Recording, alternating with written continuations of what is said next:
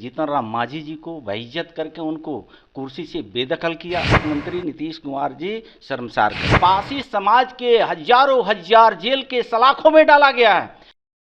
Panorama group, जो सोचता है वो करता है।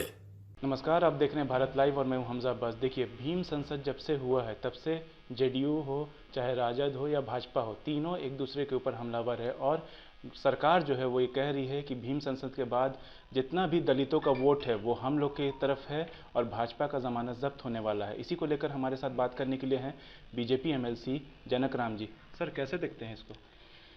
भीम संसद करना ही जेडीयू के लिए अब शगुन है।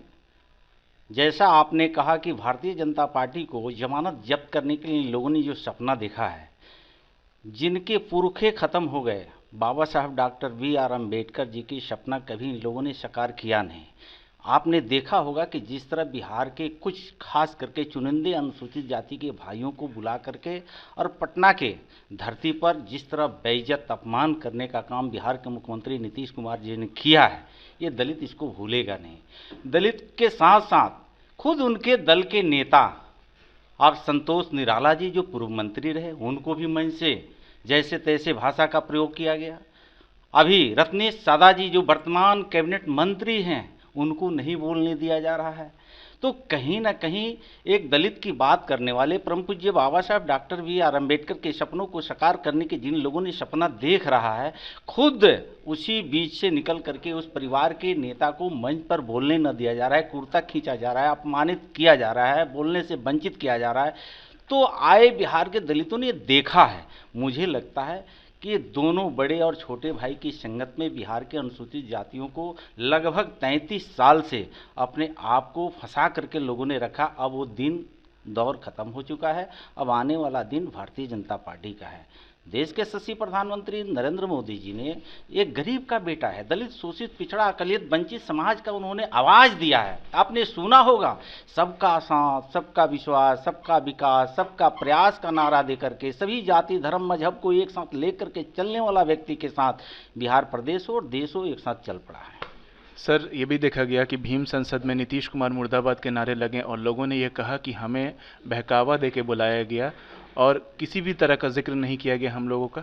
हमने बताया है कि आदरणीय नीतीश कुमार जी हों या बड़े भाई उनके लालू प्रसाद यादव जी हों, लालू प्रसाद यादव जी के शासनकाल में आपने देखा होगा, बीबी विश्वास हो, चंपा विश्वास हो, यूएन विश्वास हो, जी कृष्णैया जी हो, आपने देखा हो उनके शासनकाल में किस तरह दौड़ा करके गोलियां मारी गई है। और उनके छोटे भाई और भतीजे और चाचा मिल करके जो 17 साल से आज ये शासन कर रहे हैं, इनके शासनकाल में आपने देखा होगा कि किस तरह से कई ऐसे दलित नेताओं को, जैसे पूर्व मुख्यमंत्री आदरणीय जीतन राम मांझी जी को बेइज्जत करके उनको कुर्सी से बेदखल किया। पार्टी को विलय करने के लिए राष्ट्रीय अध्यक्ष हम के आदरणीय कैबिनेट मंत्री उस समय हुआ करते थे संतोष मांझी जी ने, लेकिन उनको तो हम धन्यवाद देना चाहते हैं कि आपने मान और स्वाभिमान को कभी विचलित नहीं होने दिया। कैबिनेट मंत्री से इस्तीफा लगा करके नीतीश कुमार को चुनौती दिया कि आप मेरे सामने कुछ नहीं है। दलितों का अगर लीडरशिप तो जीतन राम मांझी जी कर ही रहे थे, उसी तरह अगर कहीं रत्नेश सादा जी को लगता है अंबेडकर जी के विचारों से अगर ओत प्रोत है, दलितों के मान सम्मान से चिंतित आप हैं, तो निश्चित रूप से आपको कैबिनेट मंत्री से इस्तीफा लगा करके और समाज की बात करनी चाहिए। सर, रत्नेश सादा जो बिहार सरकार के मंत्री हैं, उनका एक ऑडियो लीक हुआ है जिसमें उन्होंने कहा है कि अशोक चौधरी का पुतला जलाओ और हंगामा करो, सिर्फ इस वजह से कि उन्हें बोलने नहीं दिया गया था। मुझे लगता है कि ये आपसी उनकी घर की लड़ाई है, लेकिन उन्होंने सच साबित किया है। अगर रत्नेश सादा जी को मंच पे बोलने नहीं दिया जा रहा है, जिन लोगों ने उनको बोलने नहीं दे रहा है, उनके लोग तो उनके सरकार में, उनके मुख्यमंत्री जी के नेतृत्व में, उस मंत्री के नेतृत्व में पासी समाज के हजारों हजार जेल के सलाखों में डाला गया है। अगर उस मंत्री को चिंता है तो जेल से बाहर ना, एक अपराधी को जेल से बाहर करने के लिए जेल मैनुअल में संशोधन करके बाहर किया जाता है। हम उस मंत्री से आग्रह करते हैं, आप मुख्यमंत्री जी से कहिए कि उन पासी समाज को, अनुसूचित जाति के भाई बहनों को सालों साल से जेल के सलाखों में बंद किया गया। दलित के घड़ियालू जो आंसू बहा रहे हैं, अगर दलित के सच्चे हिमायती अगर बनना चाहते हैं तो अनुसूचित जाति के भाई और बहनों को आपके गलत कानून के तहत, काला कानून के तहत जो जहरीली शराब कांड के माध्यम से आपके पुलिसिया प्रशासन के लोगों ने दलित को जेल के सलाखों में बंद किया, उसको क्यों नहीं बाहर करते हैं?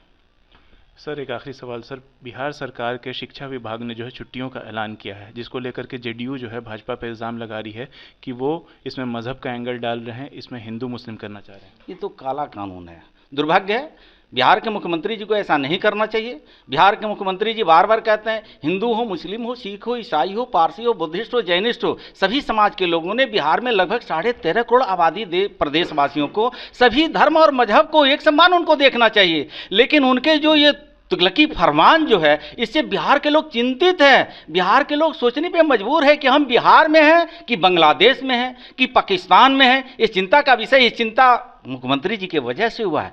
मुख्यमंत्री जी बार बार कभी गौतम बुद्ध की बात करते हैं, कभी अशोक सम्राट जी की बात करते हैं। उनको मालूम नहीं है बिहार के धरती से देश दुनिया में एक संदेश जाता है। आज उसी धरती को बिहार के मुख्यमंत्री जी ने लज्जित करने का काम किया, शर्मसार करने का काम किया। जो देश दुनिया में बिहार के ऋषि मुनियों ने एक रास्ता, लंबी लकीरें खींचा है, उसी प्रदेश में आज मुख्यमंत्री नीतीश कुमार जी शर्मसार कर रहे हैं। ये थे हमारे साथ बीजेपी के एमएलसी जनक राम जी, जो साफ साफ कह रहे थे कि अगर नीतीश कुमार इतने ही दलितों के हिमायती हैं तो जो भी गरीब तबके के दलित हैं जो जेल में बंद हैं उनको वो जेल से बाहर निकालें और उनको नई रास्ता दें, नई राह दें। ऐसी तमाम अपडेट्स के लिए देखते रहिए भारत लाइव। शुक्रिया। अगर ये वीडियो पसंद आई और वह बिहार के राजनीति और बिहारियत से सरोकार रखेनी तो सब्सक्राइब बटन दबा के चैनल के सब्सक्राइब कर ली। ओजे एगो घंटी बा, ओकरा बटन दबा देला से कुल सटीक और मारक खबर रुआ मुफ्त में मिल जाई। अगर रुआ पत्रकारिता के हमनी के नया प्रयोग में सहयोग कर चाहतानी तो ज्वाइन बटन दबा दी। पेटीएम नंबर नोट कर ली 9386816700। धन्यवाद।